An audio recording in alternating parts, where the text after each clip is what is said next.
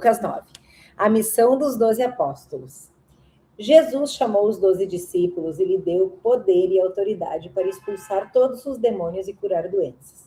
Então os enviou para anunciarem o reino de Deus e curarem os doentes. Ele disse: nesta viagem não levem nada, nem bengala para se apoiar, nem sacola, nem comida, nem dinheiro, nem mesmo uma túnica a mais. Quando vocês entrarem numa cidade, fiquem na casa em que vocês forem recebidos até irem embora daquele lugar. Mas se forem mal recebidos, saiam logo daquela cidade e, na saída, sacudam o pó das suas sandálias como sinal de protesto contra aquela gente.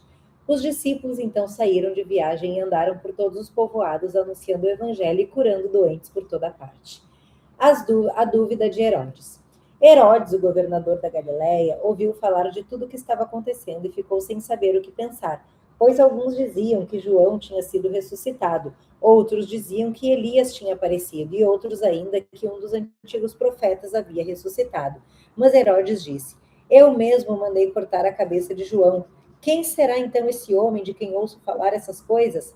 E Herodes procurava ver Jesus. Jesus alimenta uma multidão. Os apóstolos voltaram e contaram a Jesus tudo o que havia feito. Então ele os levou consigo e foram sozinhos para o povoado de Betsaida. Mas as multidões souberam disso e os seguiram. E Jesus os recebeu, falou a respeito do reino de Deus e curou os que precisavam ser curados. Estava anoitecendo e por isso os 12 apóstolos foram e disseram a Jesus: mande essa gente embora. Eles podem ir aos povoados e sítios que ficam por perto daqui e lá encontrarão o que comer e onde ficar, pois esse lugar é deserto.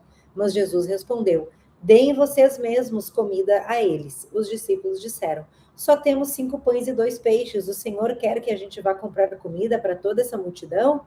Estavam ali mais ou menos 5.000 homens e Jesus ordenou aos seus discípulos: mandem o povo sentar-se em grupos de mais ou menos 50 pessoas.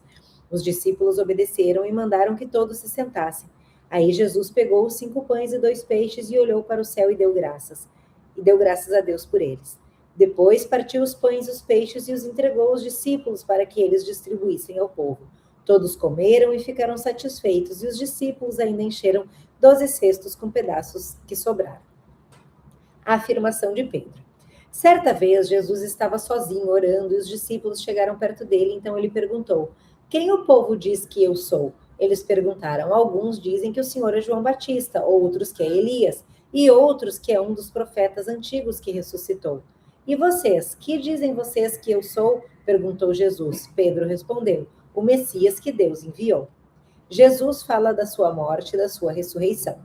Então Jesus proibiu os discípulos de contarem isso a qualquer pessoa e continuou: o Filho do Homem terá de sofrer muito. Ele será rejeitado pelos líderes judeus, pelos chefes dos sacerdotes e pelos mestres da lei. Será morto e no terceiro dia será ressuscitado. Depois disse a todos: se alguém quer ser meu seguidor, que esqueça os seus próprios interesses. Esteja pronto cada dia para morrer como eu vou morrer e me acompanhe, pois quem põe os seus próprios interesses em primeiro lugar nunca terá a vida verdadeira, mas quem esquece a si mesmo por minha causa terá a vida verdadeira. O que adianta alguém ganhar o mundo inteiro, mas perder a vida verdadeira e ser destruído? Pois se alguém tiver vergonha de mim e do meu ensinamento, então o Filho do Homem também terá vergonha dessa pessoa. Quando ele vier na sua glória e na glória do Pai e dos santos anjos, eu afirmo a vocês que estão aqui algumas pessoas que não morrerão antes de ver o reino de Deus. Jesus, Moisés e Elias.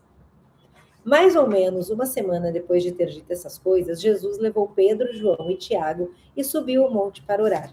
Enquanto orava, o seu rosto mudou de aparência e a sua roupa ficou muito branca e brilhante. De repente, 2 homens apareceram ali e começaram a falar com ele. Eram Moisés e Elias, que estavam cercados por um brilho celestial. Eles falavam com Jesus a respeito da morte que, de acordo com a vontade de Deus, ele ia sofrer em Jerusalém. Pedro e seus companheiros estavam dormindo profundamente, mas acordaram e viram a glória de Jesus e os 2 homens que estavam com ele. Quando esses 2 homens estavam se afastando de Jesus, Pedro disse: Mestre, como é bom estarmos aqui. Vamos armar 3 barracas, uma para o Senhor, outra para Moisés e outra para Elias. Pedro não sabia o que estava dizendo. Ele ainda estava falando quando apareceu uma nuvem e os cobriu. Os discípulos ficaram com medo quando a nuvem desceu sobre eles, e da nuvem veio uma voz que disse: Esse é o meu filho, o meu escolhido. Escutem o que ele diz. Quando a voz parou, eles viram que Jesus estava sozinho. Os discípulos ficaram calados e naquela ocasião não disseram nada a ninguém sobre o que tinham visto. A cura de um menino. No dia seguinte, eles desceram do monte e uma grande multidão veio encontrar com Jesus. Aí um homem que estava no meio do povo começou a gritar: Mestre, peço ao Senhor pelo meu filho, meu único filho. Um espírito mau o agarra e de repente o menino dá um grito e começa a ter convulsões e a espumar pela boca. O espírito maltrata e não o solta de jeito nenhum. Já pedi aos discípulos do Senhor que expulsassem o espírito mau, mas eles não conseguiram. Jesus respondeu: Gente mais sem fé, até quando ficarei com vocês? Até quando terei de aguentá-los? Então disse ao homem: Traga o seu filho aqui. Quando o menino estava chegando, teve um ataque e o demônio jogou no chão. Então Jesus deu uma ordem ao espírito mau, curou o menino e o entregou ao pai. E todos ficaram admirados com o grande poder de Deus. Jesus fala outra vez da sua morte. Todos estavam admirados com o que Jesus fazia e ele disse aos discípulos: Não esqueçam o que eu vou dizer a vocês. O filho do homem será entregue na mão dos homens. Mas eles não entenderam isso, pois o que essas palavras queriam dizer tinham sido escondida deles, para que não as entendesse. E eles estavam com medo de fazer perguntas a Jesus sobre o assunto. Quem é o mais importante? Os discípulos começaram a conversar sobre qual deles era o mais importante. Mas Jesus sabia o que eles estavam pensando. Então pegou uma criança e a pôs ao seu lado. E aí disse: Aquele que, por ser meu seguidor, receber essa criança, estará recebendo a mim. E quem me receber, estará recebendo aquele que me enviou. Pois aquele que é o mais humilde entre vocês, esse é o que é mais importante. Quem não é contra vocês é a favor de vocês. João disse: Mestre, vimos o homem que expulsa demônios pelo poder do nome do Senhor, mas nós o proibimos de fazer isso porque ele não é do nosso grupo. Então Jesus disse a João e aos outros discípulos: Não o proíbam, pois quem não é contra vocês é a favor de vocês. Os samaritanos não recebem Jesus. Como estava chegando o tempo de Jesus ir para o céu, ele resolveu ir para Jerusalém. Então mandou que alguns mensageiros fossem na frente. No caminho, eles entraram em um povoado da região da Samaria a fim de prepararem um lugar para ele. Mas os moradores dali não quiseram receber Jesus porque viram que ele estava indo para Jerusalém. Quando seus discípulos, Tiago e João, viram isso, disseram: O Senhor quer que a gente mande descer fogo do céu para acabar com essas pessoas? Porém, Jesus, virando-se para ele, os repreendeu. Então ele e os seus discípulos foram para outro povoado. Algumas pessoas que queriam seguir Jesus. Quando Jesus e os discípulos iam pelo caminho, um homem disse a Jesus: Eu estou pronto a seguir o Senhor para qualquer lugar onde o Senhor for. Então Jesus disse: As raposas têm as suas covas e os pássaros seus ninhos, mas o filho do homem não tem aonde descansar.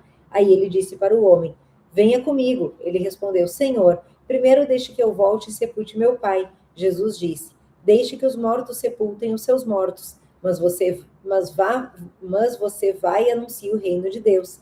Outro homem disse: Eu seguirei o Senhor, mas primeiro deixe que eu vá despedir da minha família. Jesus respondeu: Quem começa a arar a terra e olha para trás, não serve para o reino de Deus. A régua de Deus, ela é alta. Ela é bem alta. Então, primeiro, eu vou falar uma coisa que eu achei muito interessante. Esses 3 capítulos são muito fortes. O primeiro capítulo, Êxodo 3, fala do chamado para o reino, chamado de Deus. O segundo fala do reino de Davi, da sucessão que Davi vai vir, Jesus. E agora a gente está lendo em Lucas a identidade de Cristo. Então, olha só, chamado, reino e identidade de Cristo.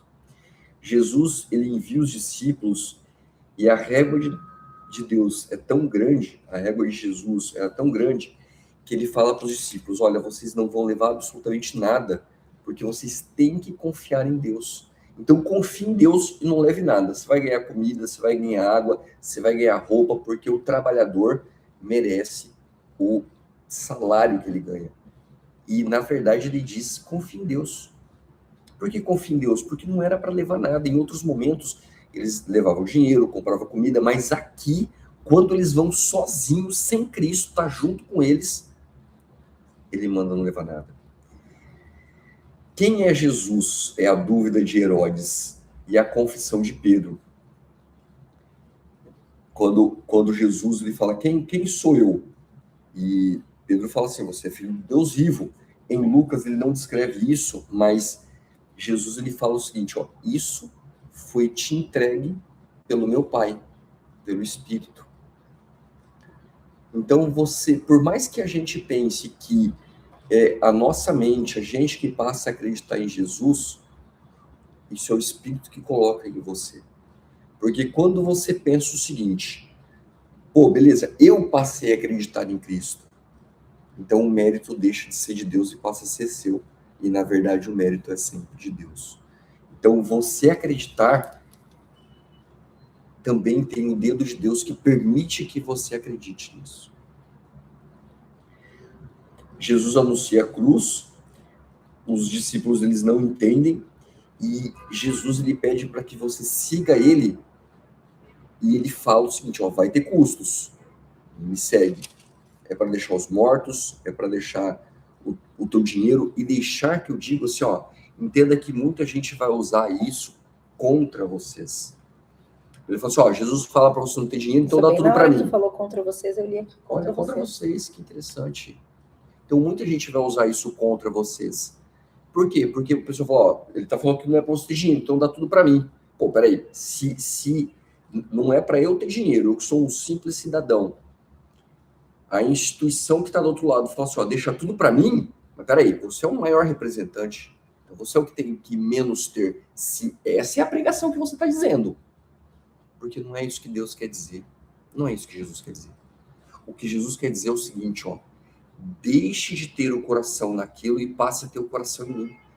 Pode me seguir com dinheiro, pode me seguir amando sua família, pode me seguir aonde você estiver no mundo, porque eu não tenho barreira geográfica. Mas eu quero que o seu coração seja entregue primeiro para mim. É isso que Deus quer dizer. Jesus, ele se transfigura. Olha que legal, né? Os discípulos, eles não reconhecem Jesus, assim como depois que Jesus ressuscita, eles também não vão reconhecer. E os discípulos, eles não conseguem entender, mesmo tendo os milagres na frente deles, eles começam a discutir quem é o maior entre eles, porque eles não entendem como funciona o reino. Então eu vou dizer uma coisa para vocês que eu anotei aqui, isso serve muito para mim. Não dá para você seguir Jesus sem deixar o seu eu para trás. Você não consegue seguir Jesus sem deixar o seu eu para trás. Aquele eu que me achava, passei na faculdade, vou virar médico, empreendi, cara, sou pica, consegui me aposentar aos 40, tudo que eu quis. Olha só como eu me achava, como eu era cheio de mim. E quem é cheio de si não consegue se esvaziar para Cristo. Eu não sei porque Deus permitiu que minha vida fosse tão próspera em tudo. Porque eu não vou dizer rica, porque quem é rico de dinheiro pode ser pobre em família, pode ser pobre espiritualmente, pode ser. A minha vida ela é próspera em tudo. Eu não estou falando isso para me achar, eu não estou falando isso por qualquer coisa do tipo, porque isso é uma construção. Eu desejo que sua vida seja próspera em tudo, seja próspero com a sua família, com o seu marido, com a sua esposa. A minha esposa, ela é minha melhor amiga. Quer dizer que vocês não brigam? De vez em quando acontece. Muito menos da minha parte. Mas acontece. Verdade ou mentira? Mas as brigas que eu tenho motivo. Sempre tem motivo. E eu nunca tenho briga. Porque, assim, de vez em quando acontece. Viu como eu sou boazinha? Nem precisa brigar. Assim, eu não tenho briga. Por quê? Porque homem é diferente, mulher é diferente. E tá tudo bem, esse é o jeito dela. E eu tenho o meu jeito. Um exemplo, eu fico calado. Eu fico embotado, eu fico na minha. Não existe a perfeição do ponto de vista que está dentro da sua mente. Por quê? Porque você é o único. A sua mente, ela tem uma visão. A minha visão é diferente da visão da minha esposa. Embora a gente seja perfeito junto. A minha esposa, ela é perfeita para mim. Quer dizer que eu não cedo? Eu cedo muitas coisas para ela. Muitas. E eu tenho certeza que ela cede muito mais por mim. Por quê? O casamento é uma entrega. A minha esposa, ela se entrega para o casamento dela. Eu entrego para o meu casamento. Mas você percebe que é diferente? É diferente. Então, olha como eu era orgulhoso de mim mesmo. Não dá para seguir a Jesus sem deixar o meu eu para trás. Eu não sei qual é o seu eu. Às vezes a gente estava discutindo o seguinte, às vezes o nosso eu é o orgulho, né? Então, hoje o que predomina é o orgulho entre homem e mulher. Então, o orgulho, ele pode te levar para um caminho errado, porque você é orgulhoso, eu sou o macho alfa, então você faz alguma coisa de errado e você não tem a hombridade de chegar, amor, ó, lá, ramelei, desculpa. Isso é comum. Então, tem essa hombridade. Ah, mas a minha mulher não pede desculpa nunca. E você acha que a minha pede, cara? Se liga, bicho. Ela faz de outras maneiras. Ela chega chegando, ela faz um carinho, ela faz um chamego. Tá tudo bem, amor? E aí você é empurrado daquele jeito. Não, não tá não, porque você fez isso, isso e isso. Cara, se liga, cara. Não empurra a bomba, porque na verdade você sofre junto com isso. Faz o chameguinho também, mais ou menos, tô triste. Por quê? Ah, por nada não. Aí ela vai fazer o quê? Ai, amor, Ah, é assim que tem que fazer? vem aqui, amor, vem, faz um chameguinho, entendeu, cara? É isso, bicho. Mulheres, entendam o marido de vocês. Se ele for homem, se ele for nascido na década de 80, top. Nascido na década de 90, tem muitos top. O cara é mais chucro. Por quê? Se você estiver esperando alguém falar, ai, amor, olha, a vizinha fez isso, não sei o que lá, a cozinha, não sei o que lá, olha como é que tá minha unha, não sei. Você não vai ganhar uma resposta. Porque ele não tá nem aí para isso. Não é a preocupação que tá na cabeça dele. O cérebro dele tá fervilhando em como te proteger, em como cuidar da tua família, em como um monte de coisa. E detalhe, se você perguntar alguma coisa para o seu marido que nasceu nessa época, não espera que ele vai te agradar. Ele vai dar a resposta que você perguntou. Então, se você estiver esperando ouvir do seu marido alguma coisa, amor, olha o que a fulana fez isso, isso, isso. Ah, mas ela não fez isso, isso, isso, porque se fez isso, isso, isso. Você até fez isso, mulher. Você até fez isso. Só que você fica puta com ele, porque na verdade não era o que você queria ouvir. Isso quando ele sabe quem é fulana, né? Porque na maioria das vezes... Entendeu? Eu não entendi o que você falou. Vai, amor, olha o que a fulana falou. Quem é a fulana? Ah, entendi. Ó, eu sou esse. Quem? Eu não tô nem aí pra vida dos outros. Então, assim, se você perguntar pro seu marido, amor, olha só, aquilo que eu fiz ficou bom ali? Se você quiser deixar daquele jeito, não pergunta. Porque ele fala assim, ó, porque ele vai pensar racionalmente. Fala assim, ó, amor, ali o outro vai bater a canela, vai bater a cabeça, vai fazer isso, vai fazer aquilo outro. Então é melhor você pôr aqui. E aí você vai tomar isso como se fosse pessoal, como se fosse uma briga e vai brigar.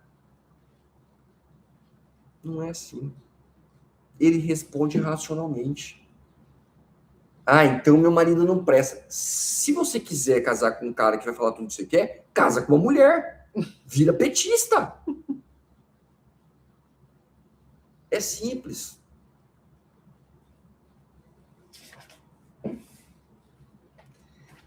Uma coisa muito interessante que as pessoas elas falam o seguinte: o livro de Lucas não foi escrito por Lucas.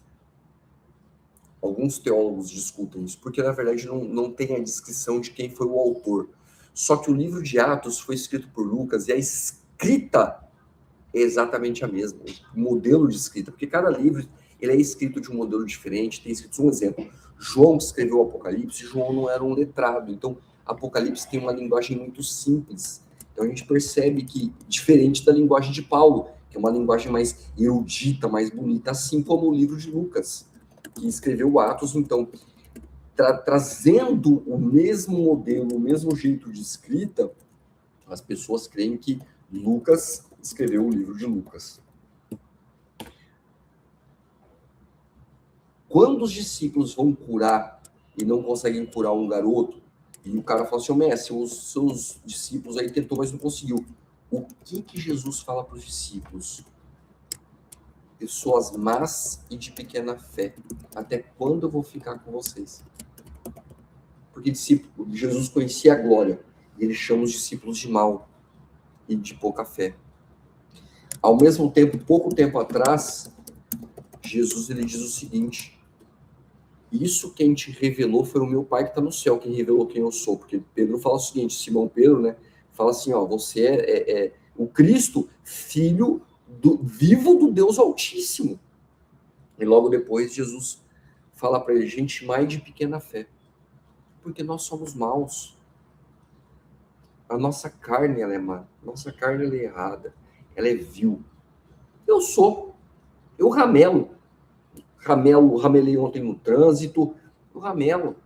Não sou perfeito. E se você vai numa igreja e você fica procurando que o pastor seja o representante vivo de Jesus, como se ele fosse Jesus encarnado, abandona. O pastor vai ramelar todos os dias, mais de uma vez por dia.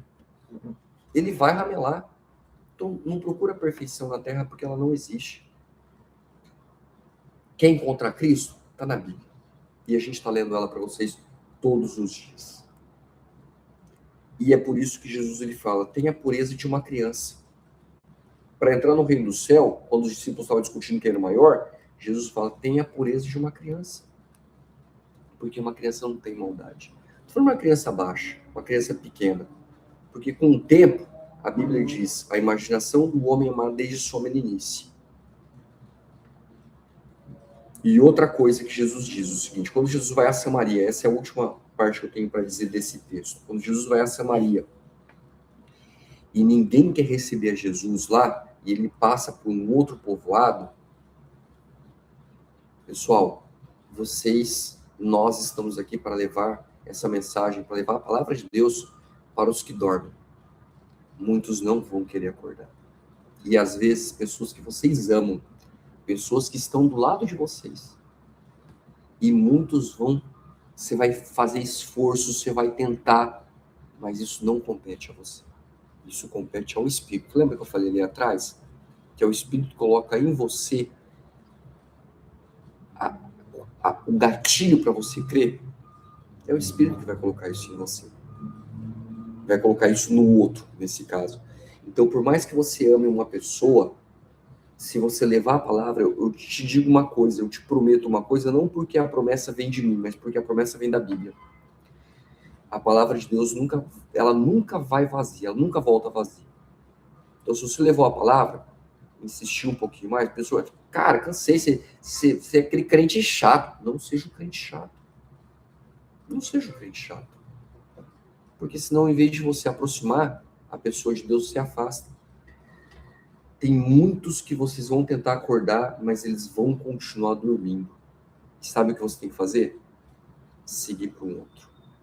Não fique travado, não fique gastando o seu talento com quem não quer receber o talento. O seu talento é infinito, se ele vier de Deus. Teu dinheiro nunca vai acabar, o dinheiro espiritual. Então você pode distribuir o tanto que você quiser.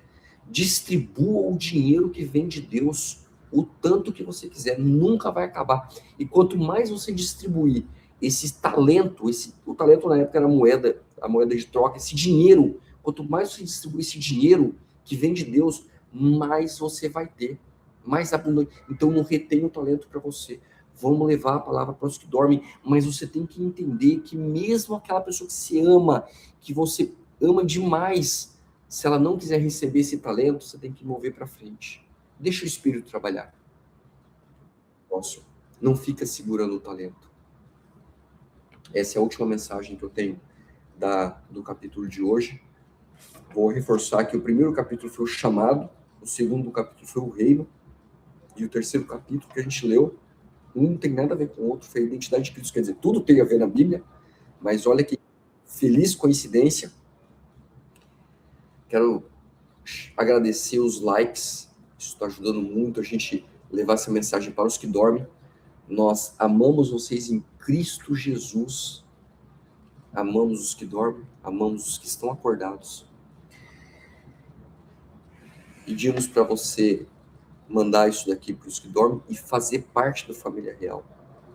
Quer falar o que é fazer parte da família real, amor? Fala tu. Fazer parte da família real não é se inscrever nesse canal. Não é ouvir esse babaca falando, apesar que a moça linda chama atenção para você se inscrever. Então se inscreve aí, porque ela vai estar aqui sempre.